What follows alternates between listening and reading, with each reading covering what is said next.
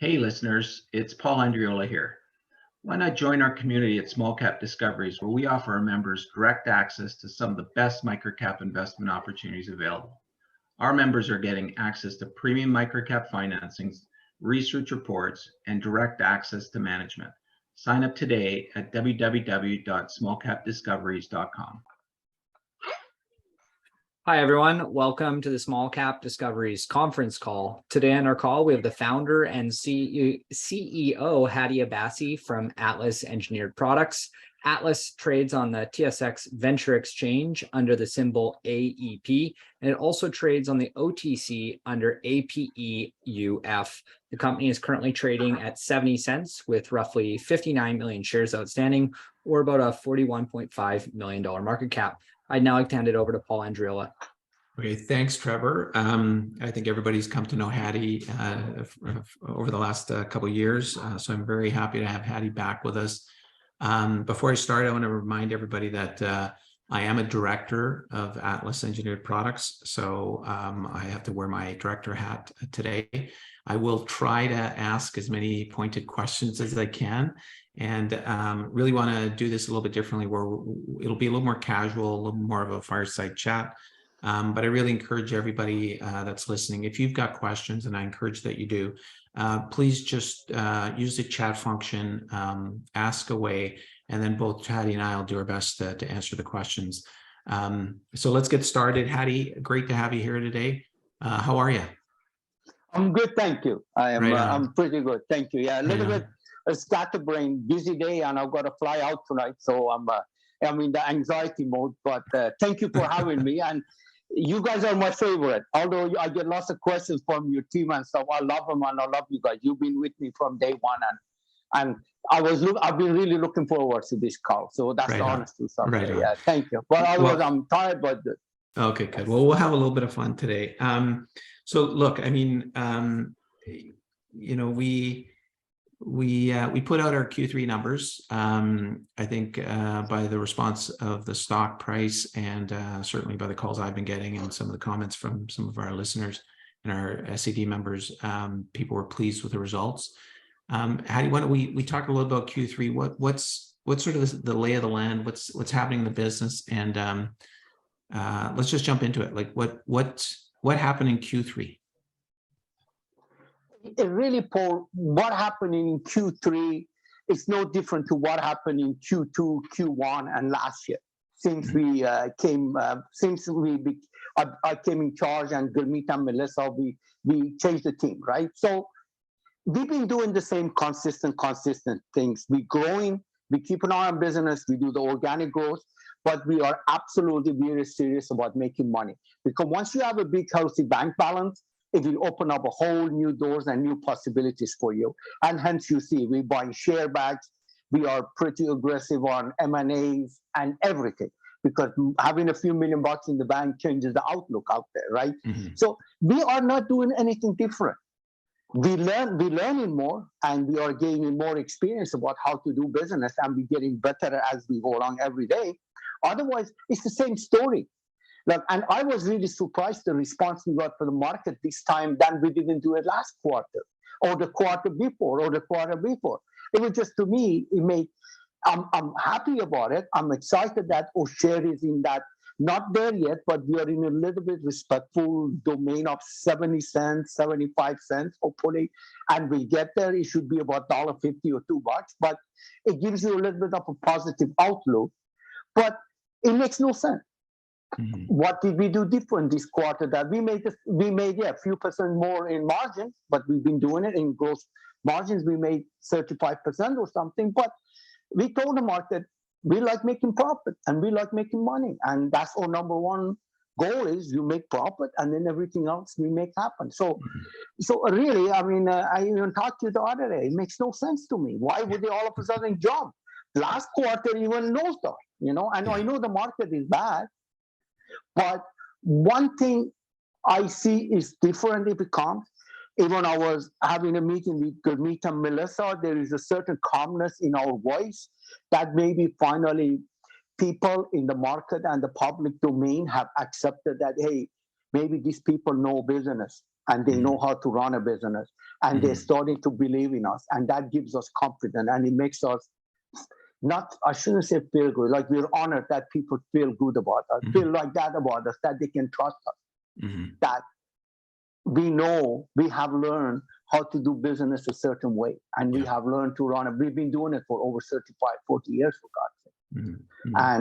And it's just maybe that acknowledgement we needed from him, or some kind of respect from it that he shows in there. But otherwise, the rest, I have no idea. I have no idea, to tell you the truth. Well, Hadi, you know what? I sort of asked the second question first. I should have asked the first question first. You know, some of the listeners maybe don't really know what Atlas is all about. Why don't you give a brief description of what Atlas Engineered does as a business? Okay. As a business, we manufacture roof trusses, wall panels, and floor panels, and we design them. We design, we manufacture. And really, and the wall panel is a new product. We added to it a couple of years ago. And those are the areas we concentrate. This is what we know best. This is what we do. And that's what we do. Every operation, we do the same. And being as part of a publicly traded company, the other thing we do, Atlas Engineered Products, we have a growth mandate and we have a roll-up mandate that we keep on moving forward and growing the company. So there is different avenues of increasing the revenue in the company. One is the organic growth and applying new products and new procedures, and the other one is through M&A.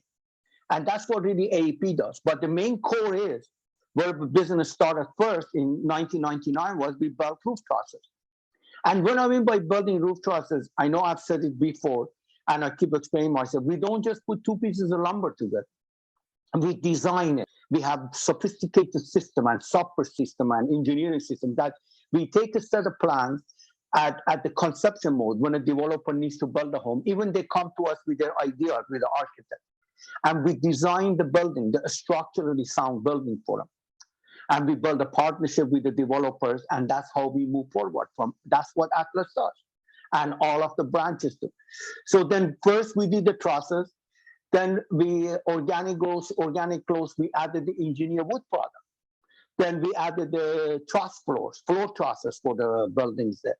And now the next big revolution and move for us is the wall panel. And it all comes about efficiency, cost, the sophistication of the buildings, the engineering, and shortage of labor. And as a component manufacturer, we are in the right place to cash into those opportunities. It doesn't happen overnight, but in a long term, in a proper manner, that's what we do. We are a component manufacturer.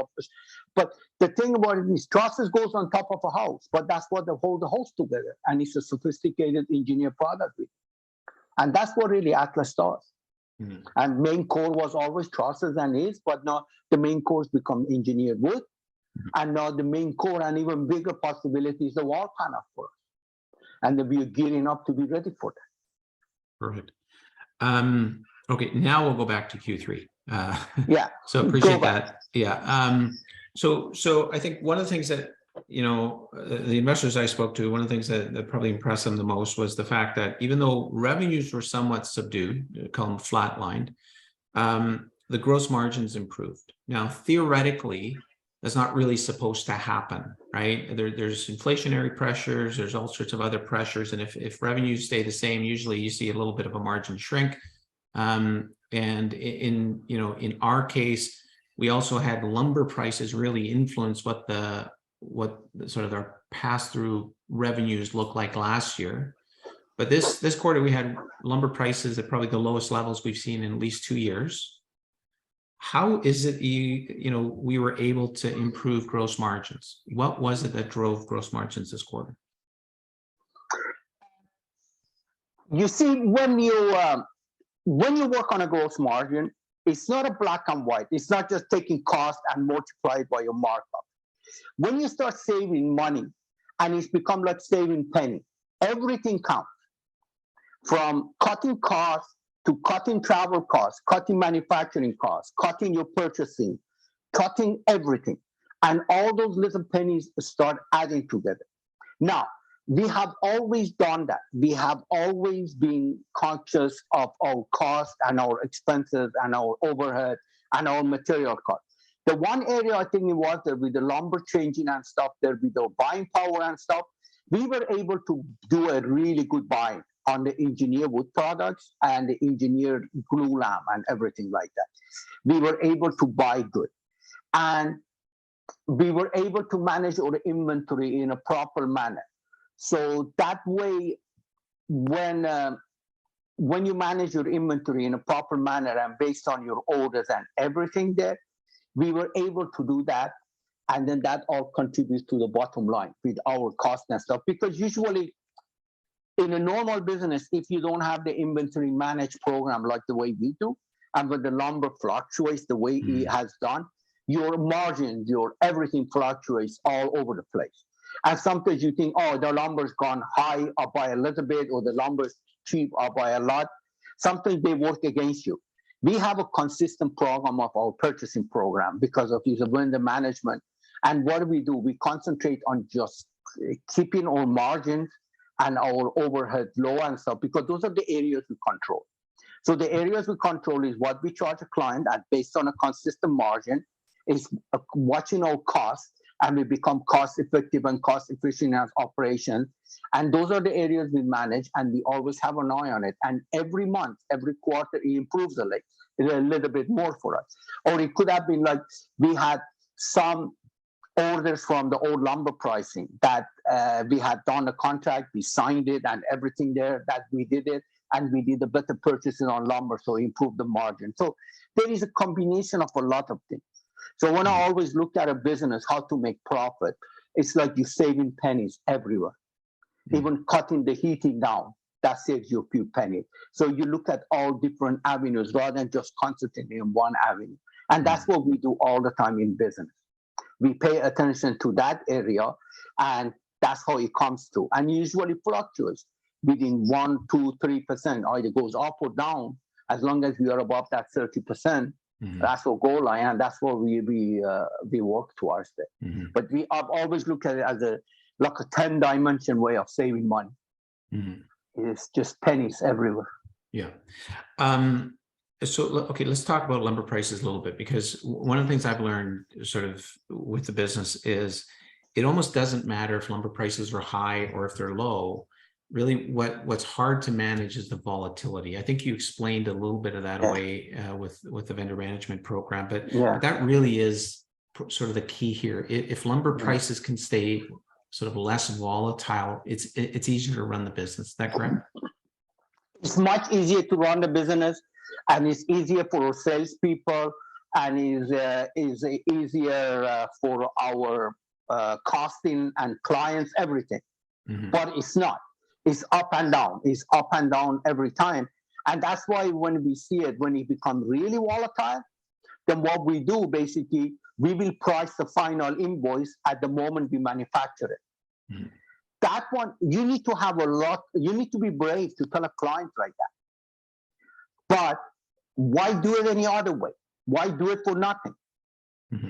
Right? So we need to be cognizant of that volatility. It's not our fault.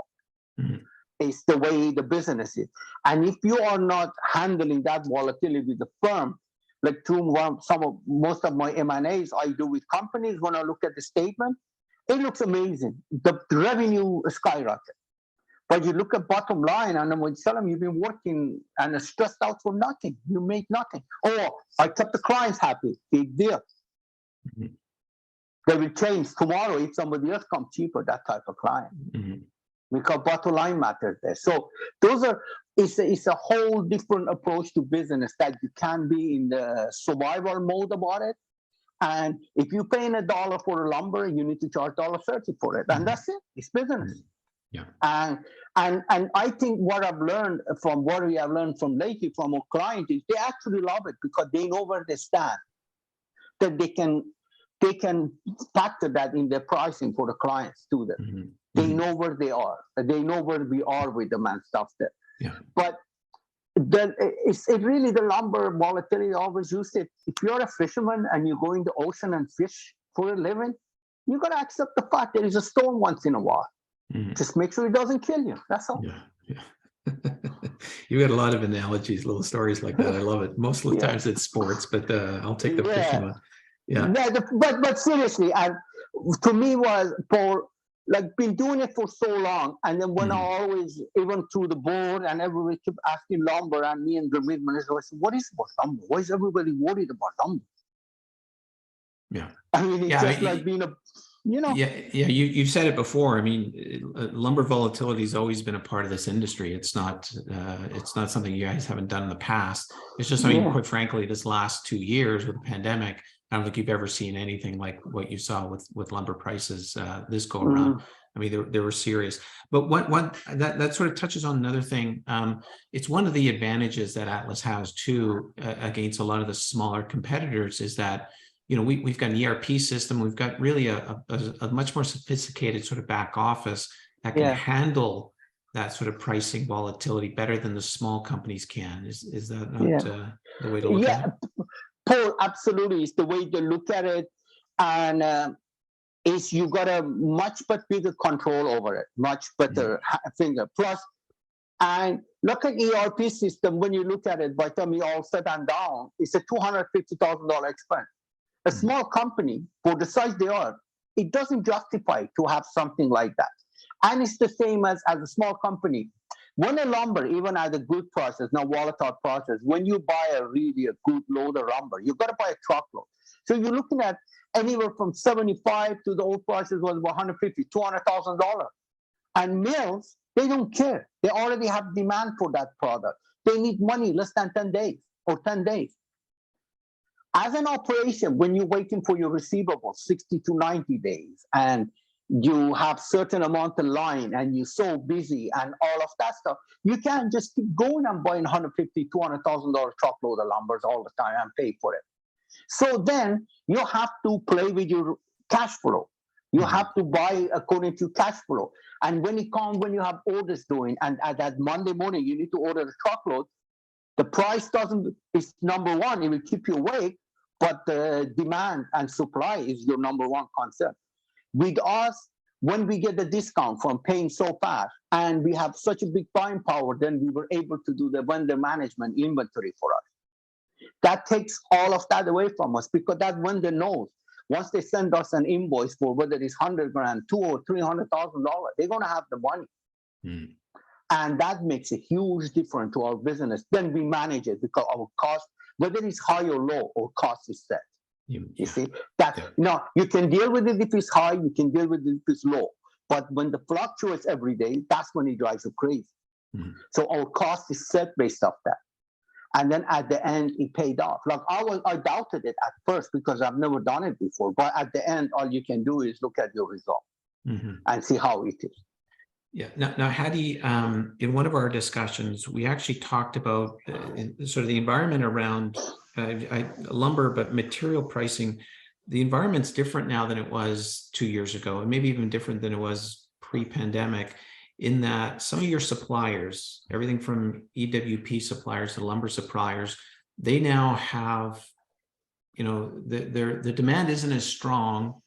And maybe there's more balance in the market, but it looks like they're coming to you now, offering even further discounts because of your capability of being a big buyer. Maybe explain that a little bit. Yeah, we have, for example, one of our main products, okay? And we had a supplier that we bought from distributors. And at one point, then they looked at it, the mill, and say, hey, this is becoming big. We need to have a mill direct, or even I said, we need to buy mill direct now, because we are not that small anymore. It makes sense. But for the last 3 years or 2.5 years, because of the COVID, everything, even the mills were not sure what they can do in a day. Nobody was sure what's going to happen tomorrow morning. So it's taken a while, but now the business is going normal now. And everything is going normal. And then once we start those negotiations that we are almost at the end of them all, and we agreeing to deal and terms with those companies, that makes huge difference for us. Like that is big difference for us there. And really one of the main reasons is we are new. This is our 5th year of operation and the 2nd year of me being in charge. And slowly, the businesses, not just ours, every businesses, we are getting ready to run business normal. knowing who is going to come to work, no COVID restriction, none of this restriction, none of that. And none of those, all of a sudden people buying houses like there is no end to the world. It was like buying toilet paper. Mm-hmm. It's not like you want to buy a house, you go to the normal thing. You want to get a mortgage, pay for it a little bit. There's no more free money out there. So those are if you really think about it, 5 years ago, 10 years ago, that's how business was.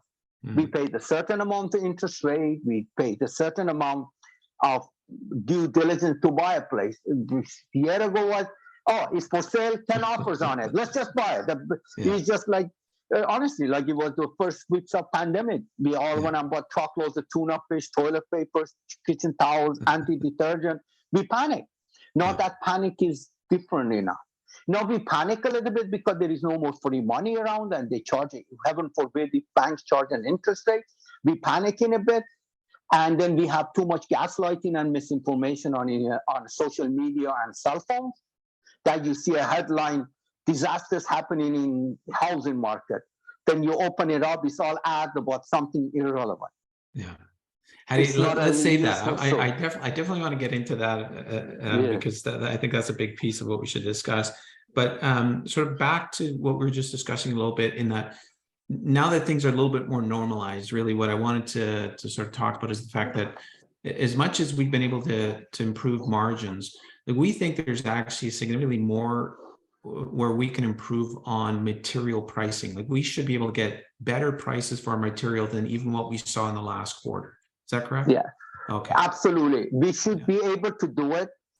And I am just astonished the power of how much more you can do because that's the area we control. Mm-hmm. Even like we decided last month to pay faster.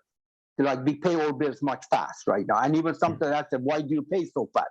But they don't get it. It's over 24% a year to our bottom line. That's easy money. That's easy 24%. Because you can only ask so much from a client. Mm-hmm. The client has to pass on the cost. And we need to be responsible for the price of housing out there. We can't let the capitalist greed set in and nothing's big enough and good enough anymore and just keep raising price. We are where we are right now because of the greed. We are set in there. So we got to be responsible for, you don't want to chill your clients all the time because they can't afford to buy something. So we need to pass on those costs to our clients and they pass it on to theirs.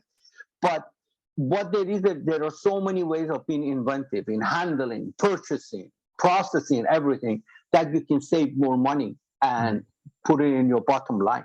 Mm-hmm. And those are the kind of things that I am amazed that it's never ever finished education. You keep on learning more and more. Like I really thought in this business, I've learned everything I would after all these years. But every day I'm surprised what new technique comes up. Mm-hmm. Yeah. Okay, so quick question. I get this a lot, but really, with lumber prices coming down and sort of the lower pass-through prices, we really saw pretty good improvement in volume, right? We are selling more trusses than we sold last year, correct? We are selling more trusses. We are selling more engineered wood products, and we are selling more floor trusses. And what was one of those things was when the demand was so high for materials, and because the supply for engineered wood came down so hard that it was so hard to get product, we started offering clients alternative floor trusses. And we have always known it. The floor trusses is one of the best products to use as floors. Old-fashioned builders in Ontario, BC, that's all they would use, nothing else. So by necessity, a lot of those builders went to the floor trusses, and right now they will not change back. And that is good for us because it's a value added based on a manufactured product. Right. You buy engineered wood, you add 10-15% to it. You buy floor trusses because you have labor, you have things. So there is a whole different manufacturing process.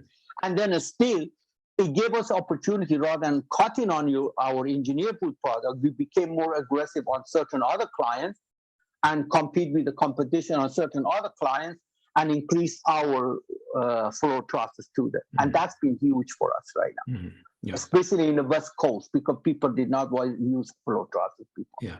Now it's opened up a whole new ballgame for us. So I mean, we're seeing more sort of wallet share. So the builder that comes to us now is actually spending more money with us because he's buying more products from us, right? So the volume has grown not just in trusses, but in the different products we also sell. And one of the things we also talked about a little while ago is that there's still some other ancillary or extra products that we could be selling as we develop more of these products, especially when we get into the wall panels. It's things like hangers and specialty bolts and all these things. Maybe talk a little bit about that and what kind of impact you could see that having. Well, if you take like a section of building material or any need on a house, there is a certain portion is called a structural need. That it starts from the footing of the house. That's when you put the footing. That's where all your load bearing stands. And then it started really like I was explaining the other day. It's just the story is you started your business as building trusses. Then you build trusses, then you see, oh, they need for hangers to hang the trusses for it. Old days, they used to go pick it up from a lumber yard, and then they pick up our trusses, or we delivered it, and they put it together. So we decided to give them the hangers. And for a while, we were stupid. We didn't charge for the hangers. We did because they cost about $2 a piece. So we give it to them for free. But now, oh no, nothing's free anymore. Not now. I mean, 10, 15 years ago, we started charging for hangers. Then they needed big steel bracket to hang their beams and stuff. And then they would go pick it up from a specialized building material. We started saying, hey, we're going to do that also. We're buying the same buying power. So we added that to it. So slowly, then it became the floor, the engineered wood product. We did that. Then it was, wall panel, we add to it. But the moment you add wall panel, you see, there is two ways in the industry how they do wall panel. One is the framing crews. They used to frame a wall on the job site. Then the evolution was, because the project was so big, it started mainly in Ontario and certain part of BC. They made a deal with the lumberyard, and they agreed with the lumberyard, I'm going to put a 20 by 20 tent in your backyard and build the walls on a wooden table here and ship them to the site. So they are not done, because job sites became small. You know, the footprint of a foundation and parking, they become really small. So you build it off-site, and it's more efficient. Then you put them up. But that's still framing off-site. It's not component manufacturing. When it comes to component manufacturing, you take a whole building before lockup. You design the trusses, the floors, the walls, everything together. And all of those components, they need certain bolts, hangers, and steel, different design, brackets and beams and everything to hold that structure together. Now, we're able to do the whole thing for them. So he adds the whole building cap and other materials to you. Now, we keep it what we know best and what is related to us. And maybe one day, when we become big enough, we can expand into areas we don't know yet. But for now, we keep what we do there. But one thing I've noticed, I want to just be cautious.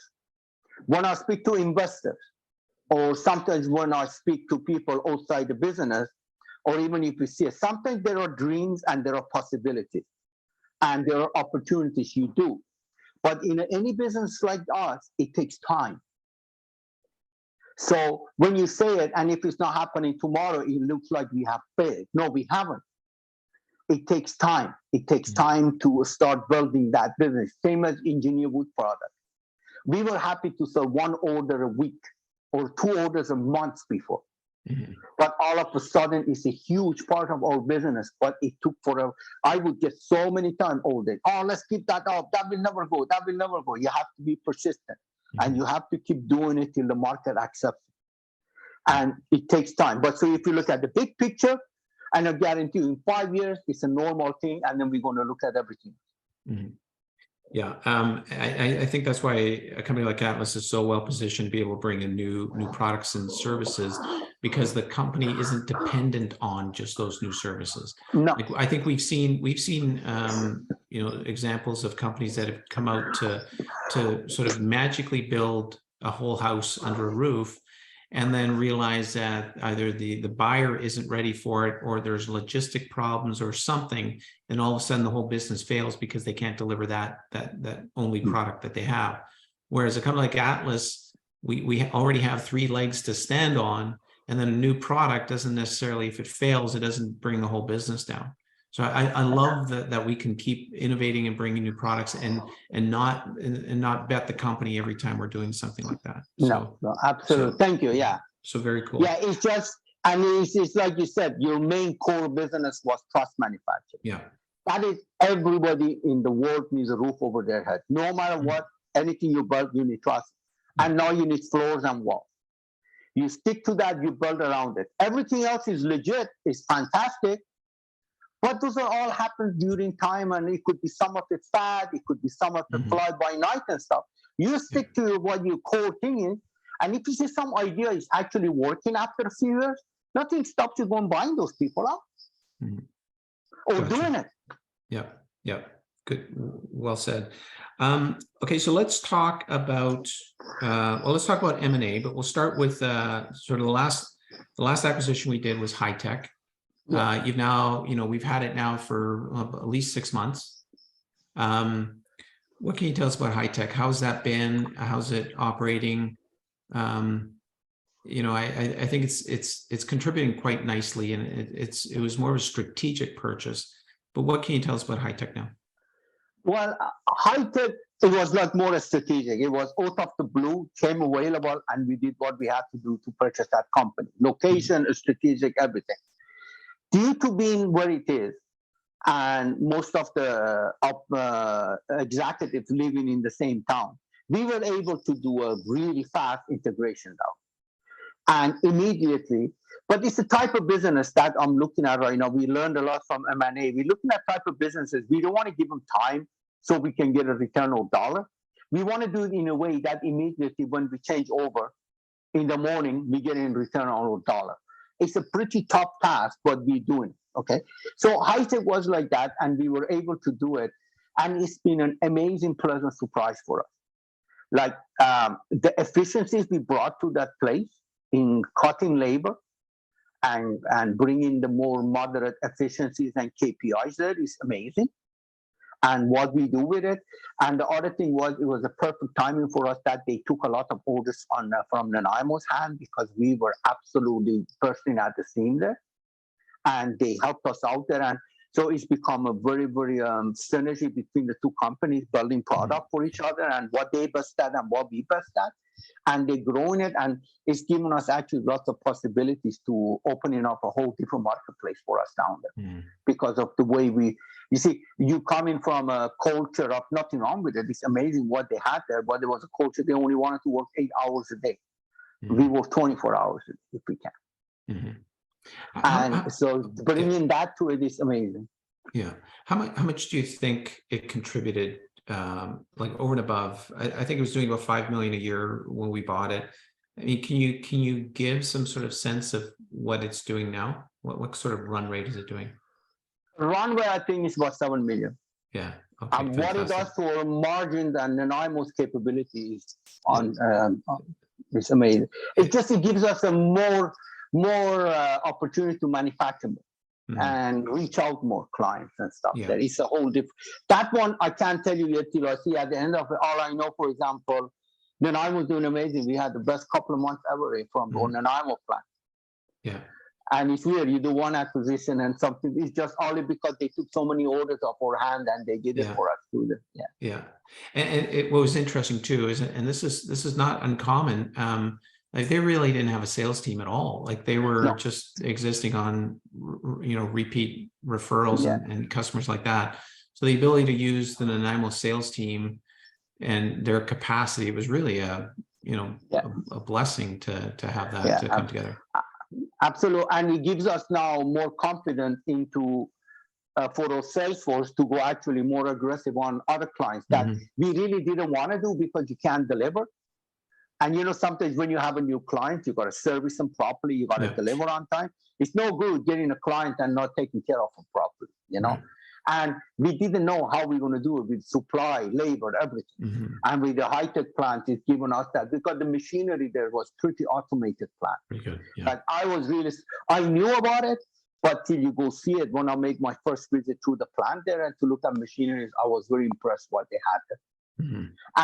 And my biggest concern when we bought it was how do we change the culture into being able to work 24 hours a day, factory, from 8 hours, and it's happened, and I'm proud of those people. They're like, they're great.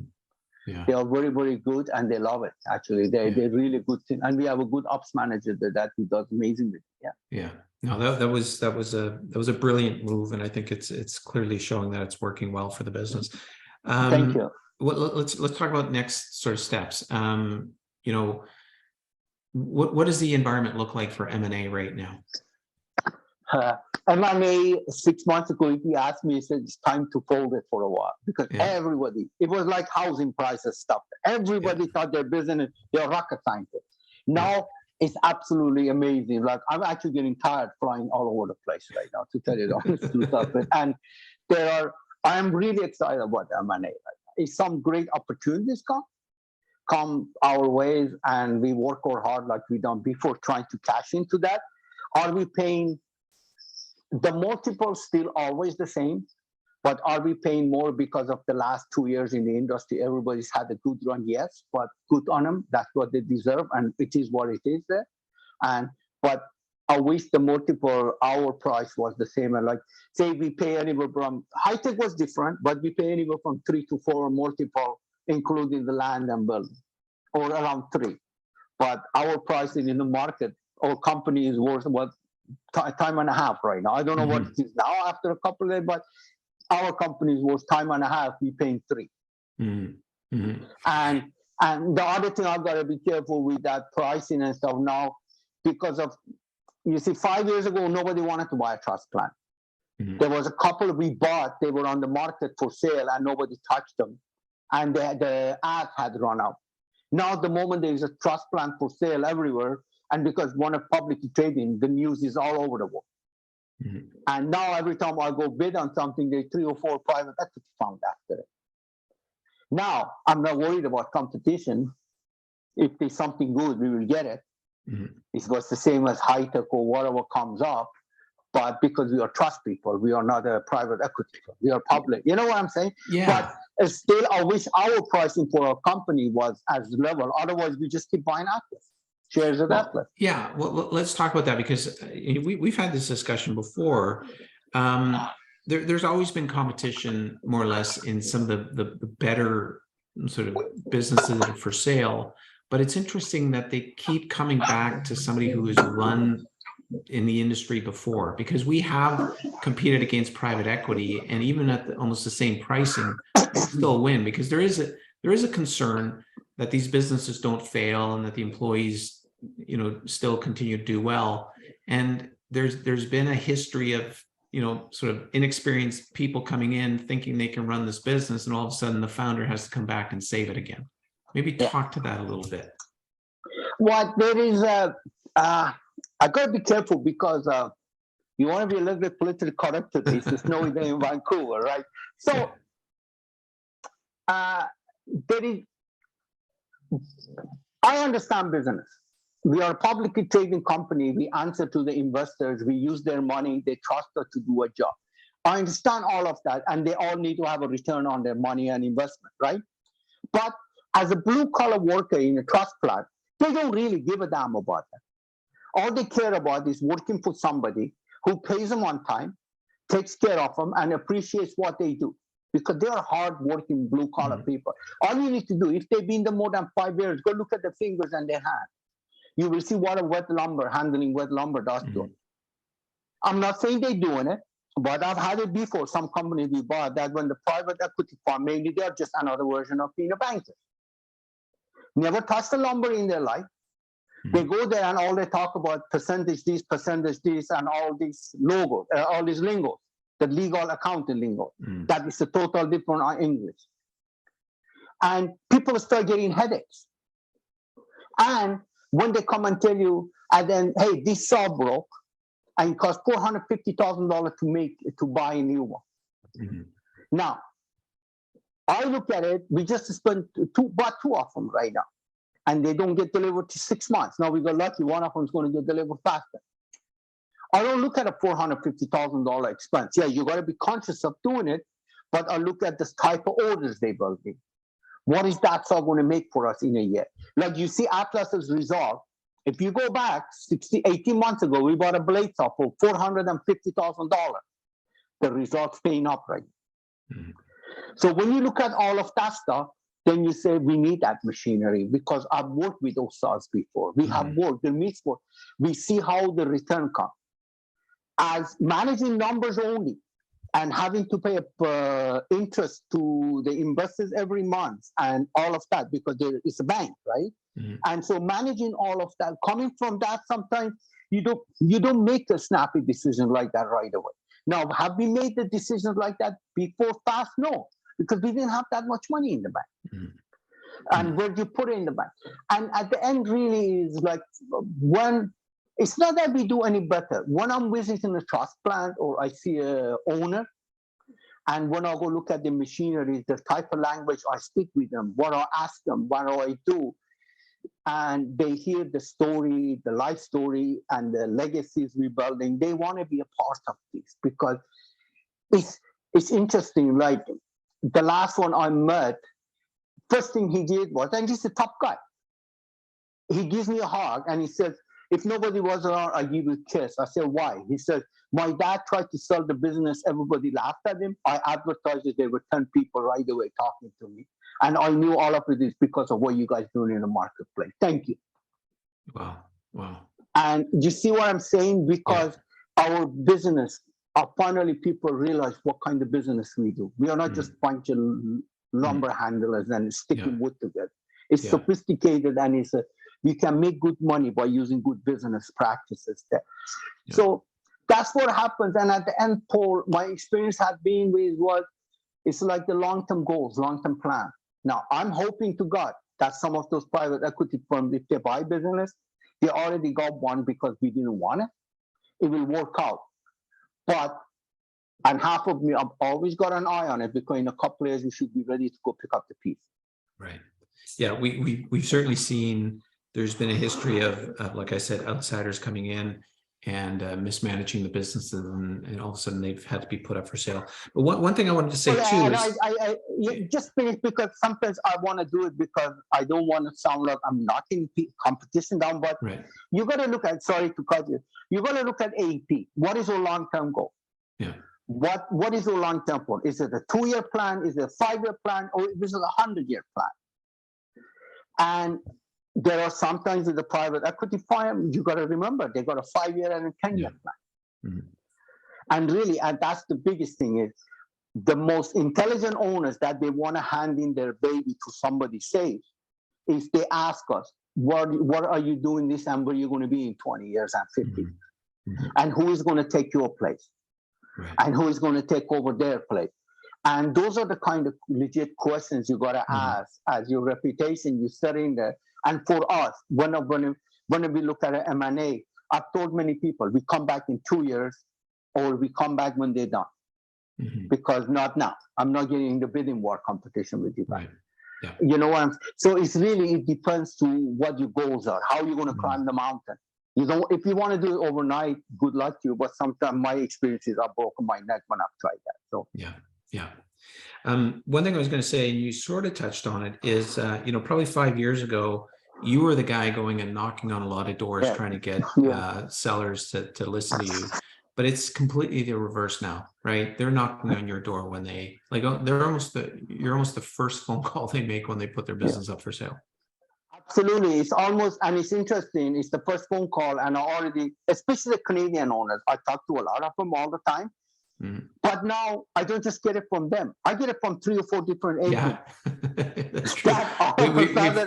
We've got an example of a company that just went up for sale, and I think 3 people reached out to me, and probably a half a dozen reached out to you. So, and I already talked to the people involved in the way before.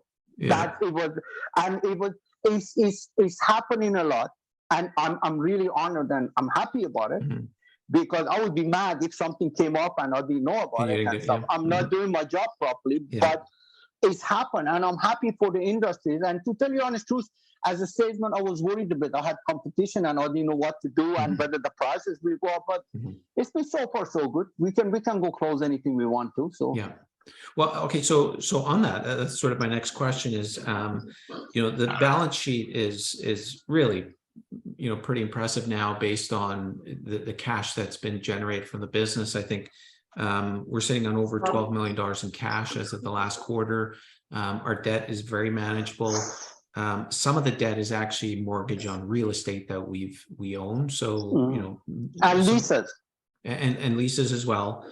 I mean, one question I always get is, you know, do we have to go out and raise equity to continue to acquire businesses? My answer, and you can, you know, either tell me I'm right or wrong, but really it's our balance sheet. We can still buy a decent sized acquisition without issuing a single share, strictly with our cash and our balance sheet right now, correct? Absolutely, yes, I agree with you. Yeah, okay, good. So, okay, so now to something you had said earlier, which I keep, you know, trying to tell investors, you know, if we get lucky, we can find an acquisition at 3 times EBITDA, but more of the acquisitions are coming in around 4 times EBITDA, right? And that's the private market where these businesses are being, you know, sold on a, in some cases, a cash basis. 4 times EBITDA is kind of the average we're seeing. Some of the big deals in the States have actually been done at significantly higher than that. I think we saw 1 or 2 big ones, I think as much as 6 times EBITDA about 6 months ago. We're trading at 2.5 times EBITDA right now. Even with the stock having jumped where it is, we're trading roughly 2.5 times EBITDA. We've got an NCIB in place. I mean, we can't go out and tell people what price we're willing to pay to buy back our stock. But when the market is paying 4 times EBITDA for a business and we're trading at 2.5, we're clearly the cheapest acquisition in the marketplace if you look at it based on that. Now, that's more of a statement than a question, Hadi. I said sometimes I'm going to answer my own questions. But I think that's something that's really important. And why we've got an NCIB in place is really because of that reason. We don't need to issue shares to do an acquisition. We don't need to raise money. We're trading, you know, significantly cheaper than anything we can buy out there right now. We can buy with our own balance sheet. So the smartest allocation of capital, you know, I would continue to think is to buy what is cheap. Right now it's us. So again, not a question, more of a statement, I think. But I think you second that sort of sentiment. You know, we are actively willing to buy back the stock if the stock stays cheap.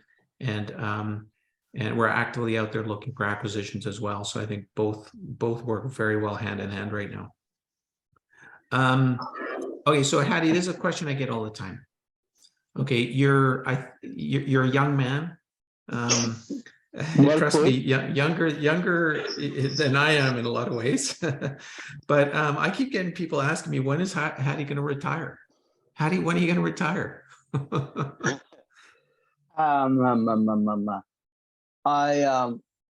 I appreciate the question and your sentiment saying I've got more gray hair than before, by the way. At least you still have your hair, so you're doing something right. Yeah. But listen, Paul, I tell you something. I want to get back to the comment you made, then I'll answer your question. Right? Yeah. I'm not avoiding the question. So 2 years ago, when we made the change, okay, look, I look at it, even my son asked me and a couple of friends yesterday, he says, you should be out celebrating. Now, I'm not a drinker or anything like that. I was really happy. Even when I talked to you, I was actually very empowering for me to see. I didn't know the reason because I'm a very intuitive guy. I need to find out why. I don't know why, but I was really happy that our share price is getting over 50 and 60 and we're getting a little bit more recognition. I'm happy. Mm-hmm. The main reason I'm happy is 2 years ago when we came to took over, we wanted to fix the business, build the foundation and build the bank. So we could do what we said we're going to do and set up. So by having the money in the bank right now, having the share price to come to that stuff, it's really, we haven't done anything yet for the future. Now it's giving us the opportunity and possibility to strategize and plan and go to the exciting times of automation, M&As, and growth. Because last 2 years, plus we spent 1.5 years catching up to the market and the COVID and stuff. What I notice is all the money in the bank, the share price and everything, now the real hard work starts for us. It's given us opportunity to really set up what AEP was set up to do originally, to do the roll-up and become the next Boyd auto body story in the marketplace. We are ready to go there. Now, answering you that, there is no time for me to retire. I love it. You see, I am so excited to go there. Now, I'm realistic guy.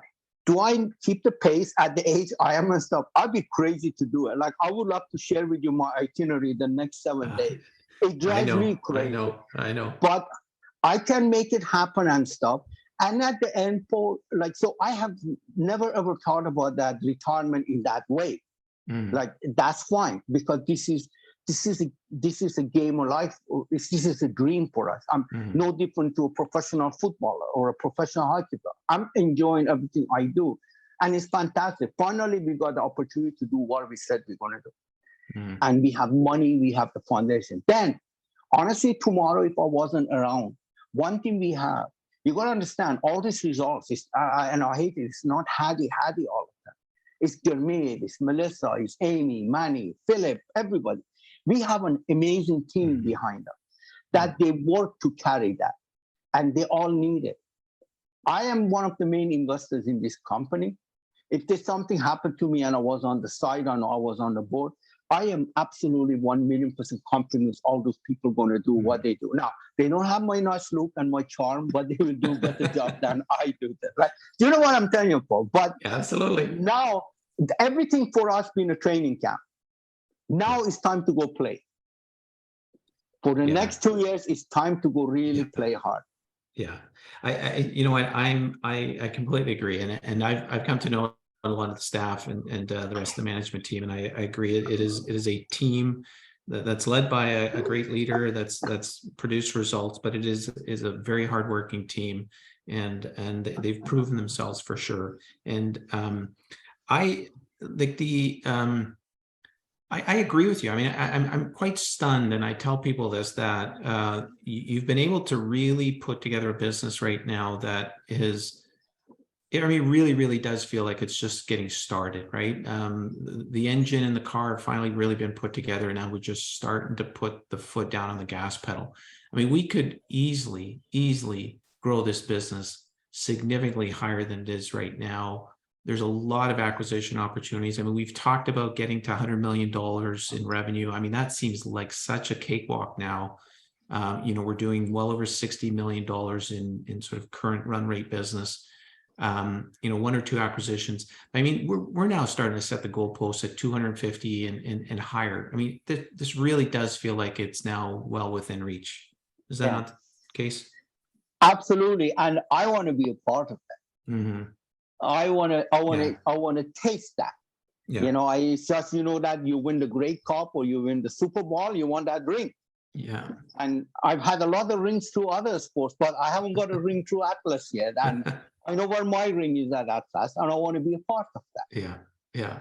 I'm one of my buddies in one of the seats, you know, and I'm one of the team players, you know, and really, like, now you said it. 3 years ago, when somebody says we're going to be 100 million a company, I would look at them and say, you must be smoking something. Now, we could be that far by this next edition. You see, you will see. So short answer is you've got no interest in retiring anytime soon. That's no. Okay, good. Okay, so one more question really before we open it up to everybody else is, I mean, it clearly, I mean, we make it sound like it's so easy. This is not easy. I know the challenges you face on a pretty regular basis. This is hard work. Running a business like this, and especially being able to sort of fix it and grow it like you have. What sort of ongoing challenges are you facing as a business? Paul, the biggest challenge we have is the labor. And thank God we can deal with it. Now, we got to be patient. We can't panic. But with the new technology and automation, we are dealing with that. That's been the biggest challenge we've always had, was the labor. Like, when you're having an operation of more than 250 people and everything there, or up to 300 people, you always have the human challenges and everyday challenges become. But really, the biggest one we've had was the finding the people who are willing to do the hard labor. And thank God we have a solution for it. And then we need to be patient, and we're working on that. That's the biggest challenge I've seen with it. Everything else is just a day-to-day thing there, you know, really, like, and when you learn to my age is there are certain things you control in life and just stick to them. the politics, the Bank of Canada, all of that stuff, just listen to it and let it be. And just go back to work. And you need to react to it. You can't be ignorant to it. You need to react to it, but you react to it by you controlling your own business. And you watch it through there and stuff. That otherwise, really, our biggest thing is just recruiting people to come and put wood together. And it gets tough at the winter time because it's too cold out there, right? Yeah. Okay, great. Listen, let's start taking some questions from our audience here, and then we can wrap up with a couple last questions from me. Okay, one question here is, when can investors expect a significant increase in revenue from wall panels? Probably end of this year. And then the way I know there will be lots of questions from the investor stuff there. The way our software and ERP program has been, the way we are setting it up, probably by middle of next year. And we will have enough accounting programs and software programs that we can identify how many board feet, what product, and all of that stuff there. And be able to do it with ease and accuracy. And then we will have it by the end of the year. We will know, distinguish what we've done, because we are working pretty hard at it right now. And it's given us time not to work on that business. Because before we were so busy. What are you busy? Do you want to be busy on some low margin new product, or just keeping them the old product that you make a lot of money, and that's all labor and energy we have? And so we stuck to the low hanging fruit product. But now we actually working on it, and I know I'm driving my own people crazy right now. So yeah, I mean, I know that was a question that keep coming back to me, is trying to measure the volume KPIs and stuff like that. So what Hadi's really saying is that, as a matter of fact, our CFO was telling us this, about 90% of the operations right now are sort of being managed under the ERP system. So we can start tracking these volume metrics and things like how much is really in the wall panels or some of these floor trusses and things like that. So the ability to break down how much revenue is coming from each component right now is still not 100%. We're getting there, but probably starting Q1, we're going to be able to break that down to really see where the impact is. I'd also say that the wall panels is still a very, very new product, and that it's sort of a little difficult to introduce a new product when there's still a lot of chaos in the industry. So as the chaos sort of goes away, it's easier to introduce that product. So we're fully committed and expecting that to become a bigger component of our overall revenue. See, Paul, if I add to it to the KPIs, like I am an absolute biggest fan of KPI. I've been that all through my life in manufacturing. That's my education. However, when it comes to the public, to the board, to the public company, and to the investors, you need to be able to give them almost like an audited, credible result. I have all the KPIs to come to running business every day. Trust me, we do not do margins and profits we do if we don't check everything out. But in order to compile it in some dashboard report, on condensed report, that it makes sense to the public and is accurate, that has been the one area I've been very, very careful with. And the other things, to tell you, I've got to be careful with. I even see it on your calls here or many calls. The moment I answer 10 questions, there is 50 more questions comes up. So enough is enough. We'll get it there. We'll get it there. Yeah. And sort of the next question, it will be answered the same way. It says, could you break down revenue by province? Same thing. We don't really break it down like that. We have access to the data, but we don't break that out to the public just yet. Okay, question. What caused your labor costs to increase from 2.7 million in Q2 to 3 million in Q3, an increase of 241,000? I can tell you, I can answer that partly. High tech. Once we took over High Tech, their labor component became part of ours, obviously, and that was a major impact. As we grow, we add the odd staff member as well. So a combination of just normal growth, but the biggest piece was the high tech piece there. Okay, so in Canada, who are the two largest truss manufacturers? We are one, and there is one private equity firm from Winnipeg, Manitoba. And then there is, And then what I mean by that is trusses only and floors, like what we do. Then there is one in Ontario, but they are a major lumber yards too. Right. So they got 4 truss plants, but based on the size of it, they have big lumber yards and stuff too there. But based on trusses and manufacturing trusses and floors and walls, we are one. And there is the one in Winnipeg area that they are in the prairies, and 1 or 2 in US. And we're the same, and then one in Ontario, but there are multiple just private truss plants and stuff. That's what we are. You should remind everybody, how many truss plants do you think there are across the country? About 200.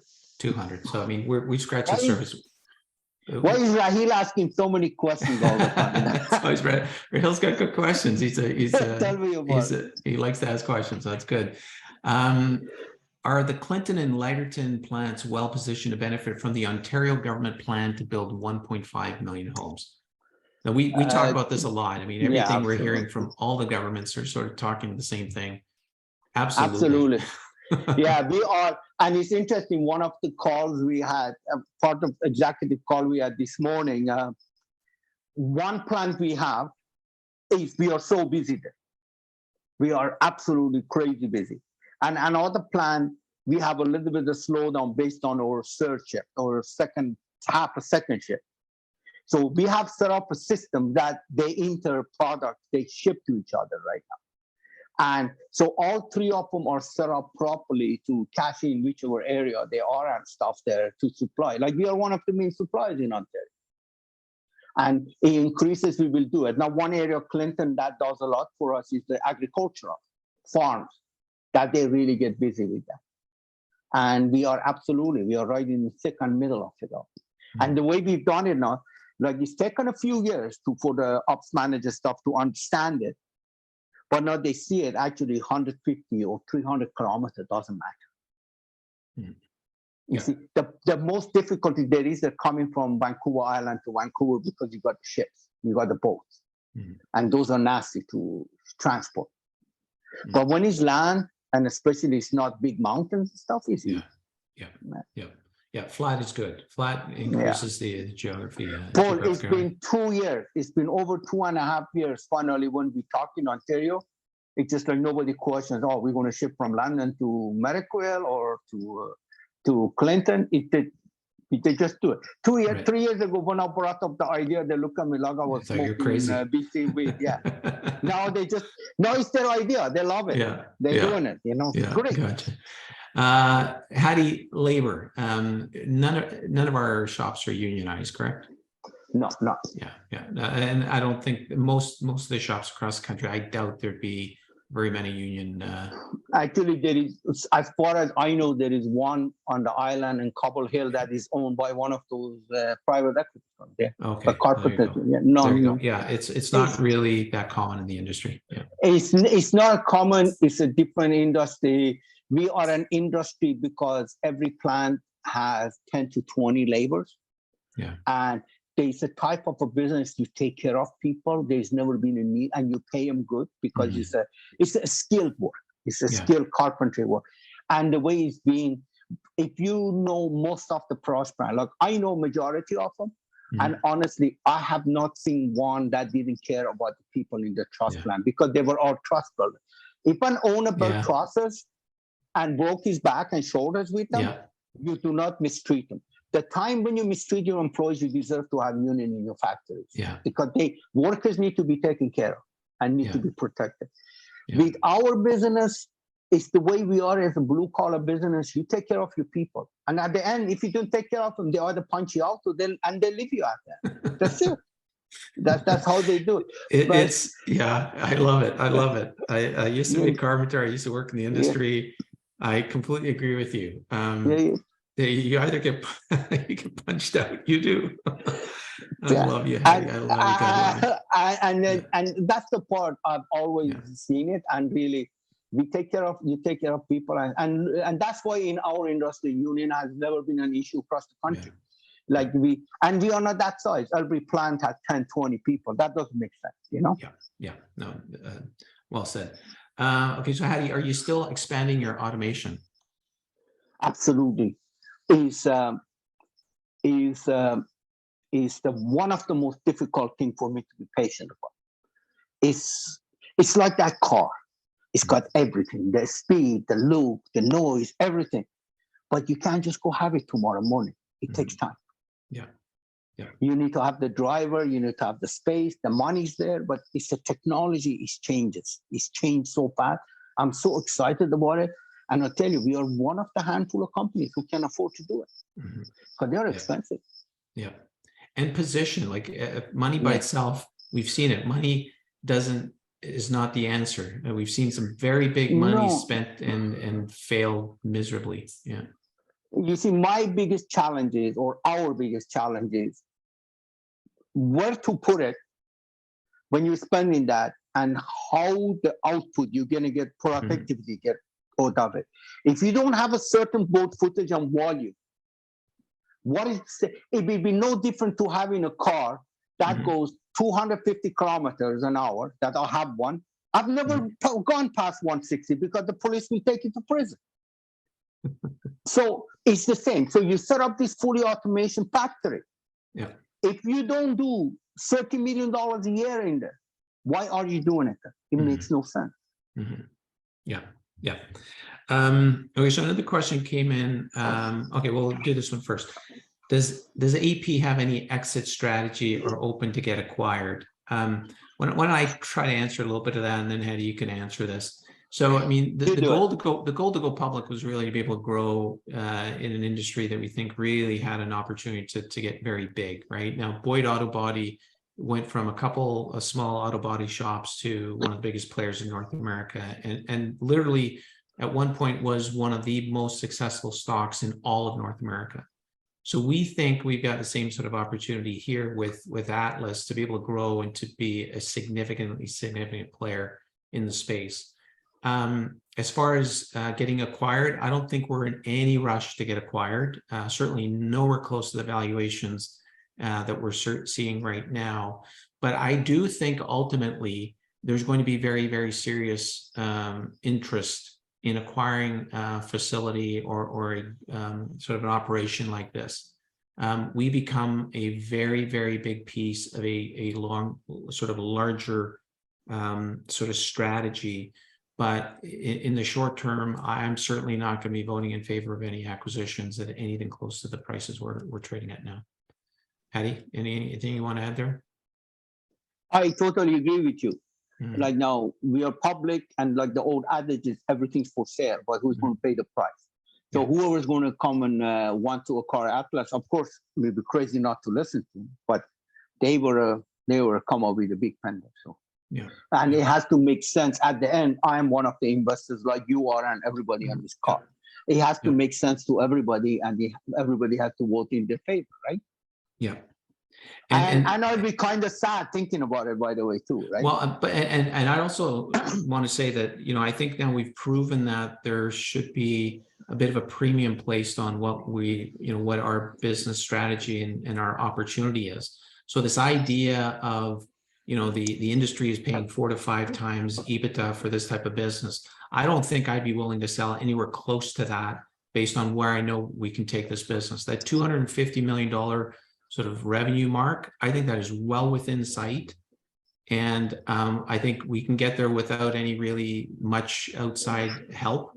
So to be able to want to give up this business when we can see that kind of opportunity, somebody's going to have to pay a pretty hefty premium to take my shares away anyway. So anyways, we'll leave it at that. Hadi, there's a question about Gurmeet. Gurmeet just says Gurmeet Dhaliwal just purchased 25,000 shares in November 28th and then sold some the same day, the rest November 29th. Do you know why? I do. So Gurmeet and a couple of the employees, Hadi included, had options that expired during the blackout period of around the financials. So Gurmeet actually sold a few shares to exercise the balance of her options. So her stake in the business actually has gone up, even though she sold some shares. She was selling what she needed to pay for the options. So what you have is the insiders have actually increased their stake through the transactions. And I don't know if they've all been reported yet, but that is something that Gurmeet has done. Yeah. I don't know if they all been reported, even mine and Melissa's, you know, but I think hers was the cashless one, and the rest of us, we just bought our options. Yeah, exactly. Okay. Brad asks, is there an employee share purchase program or incentive program? We have employees and incentive program all across the board, and everything based on margin and productivity, none just purely that. Not enough that if you show up to work, we give you incentive stuff. We work on bottom line. And we have that I love that program, and everybody gets rewarded huge if they produce. And employee share incentive program, that is one of my dreams that I would love to set up for the employees and stuff there. And unfortunately, we were not to the size and a position to do that in the past. And now we come to an area that we need to do that. It's sophisticated for our business in terms of setting it up is simple, but it is with our business because we come from a different background in the industry, and we never been introduced to the public trading company stuff. So I am looking at it and setting it all up with approval of the board, but we have to have a partner that can go around and train our employees into what it's like. It's the same as options. When we give them options, that is the terms of them, that is something for their retirement. They did not really understand it at first. And now they started to understand what is this to be a part of a public company and option exercise and all of that stuff. That's why when you see it, for all of us, we exercise our option this week there after blackout. Now, I would love to set up that employee incentive program. And I'm going to personally, that's one of my own personal projects that I'm going to start looking at it coming up soon. And I was even going to reach out to you, Paul, and stuff, and get some advice from you. And part of it will be to educate our employees on what that it is. And we are that will be that's not one of the things. It goes a long way with employees. It's the same as looking at automation, M&A, and that's one of the areas we're looking at for our employees too. It's a great the key management are incentivized with options, and the share sort of employee share program is, as Hadi said, something that is being looked at to implement as well. Okay, good. So that's the last of the questions from the listeners. Hadi, and I think we'll wrap it up here shortly, but you started talking about this, and this is something that I've been so adamant about over the last little while. Wait a minute, Raheel threw us one more question, so I'm going to take Raheel. Of course, Raheel did it. Okay, so with 13 million cash on the balance sheet as of Q3, what is the capital allocation strategy for Atlas? Debt level in Q3 is similar to Q1. I think we kind of touched on this. We are actively out there looking for an acquisition. Maybe two, maybe more. Well, I mean, that's ongoing. The number is going to continue to climb. But as long as the stock as long as we're the cheapest acquisition, a clear piece of that capital is going to get allocated to buying back the stock. There's always some capital that'll be set aside for automation and sort of equipment improving. But the bulk really is going to be geared towards acquisitions and share buybacks as long as they're, the stock is cheap. If you've noticed, we've gone from a 5% NCIB, 5% of the total outstanding, to a 10% of the float. So this NCIB we've put in place is actually significantly larger than the last one. So hopefully that gives you an indication of how aggressive we think we want to be with that acquisition, with the NCIB, and where we think a good portion of the capital should go. So Hadi, I think I covered it all there. Did anything you covered? And the other thing is ongoing machinery, equipment maintenance, and adding new equipment that we doing that too there. Because as they get older, we replace them, and part of our capital is we allocate to there too there. And then, like you said, the biggest thing on our plate right now is doing a couple of M&As. Perfect. Okay, good. So that will be the last question. But what I wanted to talk about now, and you touched on it earlier, was just I mean, we are inundated with the media telling us how terrible housing is, and real estate prices crashing, and how nobody can afford homes, and all this sort of stuff. We've got 6 to 9 months worth of visibility in our business. Yeah. Business continues to look very strong. Let's talk about a little bit. I mean, is the world going to end tomorrow, Hadi? Is that what's going to happen? Because that's what I keep hearing. Oh my goodness. Yeah, I was, especially you asking from a guy from where I came from and going through revolutions and all of that stuff. That every time you think the world's going to end and life, but we keep on going. For one thing I've learned in our business, being in construction all my life or any other business, you can only plan so far. Okay, you can plan for so long, and all I can do is like we see what our booked orders are for the next 6 months or the next 12 months. You talk to developers, the main clients, who they run a business, they done it all their life. How you doing? What's happening in the next 12 months? You talk to them and stuff, and then you make a decision. Then you make sure you have a few million dollars in your bank in case something like that happens. Now, we came through in 80s when we didn't have that much population in BC. In construction, we go crazy for 6 months, then everything will die down for 6 months. Then when the Hong Kong thing happened and all the money came through BC because people wanted to get out of the country, China was taking over, or population set up, and then all those peaks and bounds went away.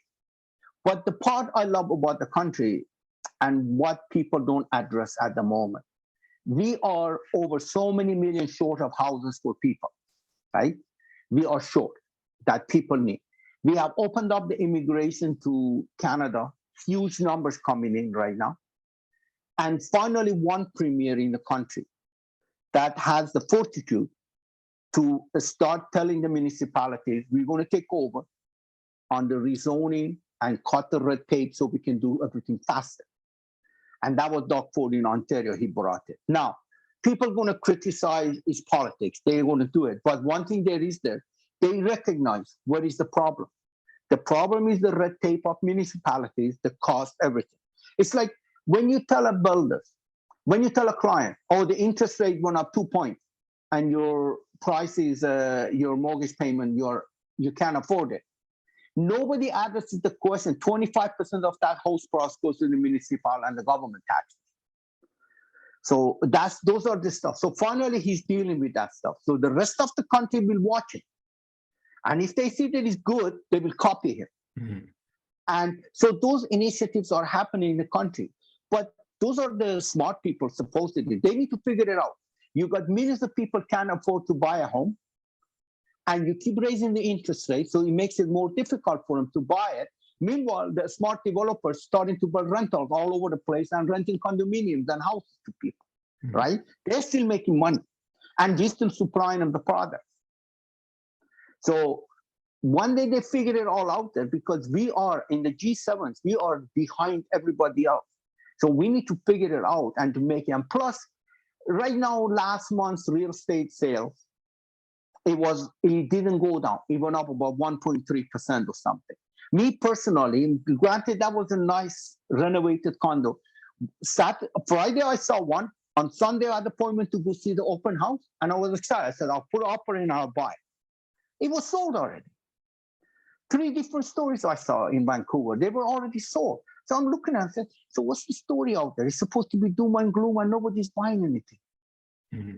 And I talked to friends up in the real estate. He said, we are used to multiple offers, 10 offers, and people greed and they put it on the market for $1 million. They sell it for 1.3.